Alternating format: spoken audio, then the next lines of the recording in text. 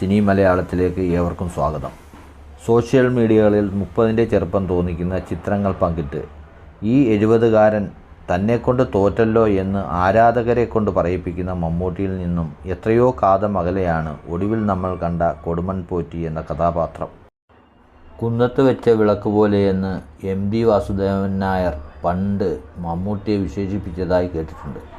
ഉയരത്തിൽ വച്ചിരിക്കുന്ന ഈ വിളക്കിൻ്റെ പ്രകാശം കുന്നിൻ്റെ താഴ്വരയുള്ള ഇടങ്ങളിൽ വെളിച്ചം പകരുന്നു. ഒരർത്ഥത്തിൽ മമ്മൂട്ടി ഇപ്പോൾ ചെയ്തുകൊണ്ടിരിക്കുന്നതും അതാണ്. ധീരവും വ്യത്യസ്തവുമായ തൻ്റെ സിനിമാ തെരഞ്ഞെടുപ്പുകൾ കൊണ്ട് മലയാള സിനിമയെ ആകെ വിസ്മയിപ്പിക്കുകയാണ് മമ്മൂട്ടി എന്ന ലോകോത്തര നടൻ. തന്നെ തേച്ചു മിനുക്കിയാൽ ഇത്രയും നാൾ കണ്ട മമ്മൂട്ടിയല്ല എന്ന് പ്രേക്ഷകരെ കൊണ്ട് പറയിപ്പിക്കുന്ന മാന്ത്രിക വിദ്യ.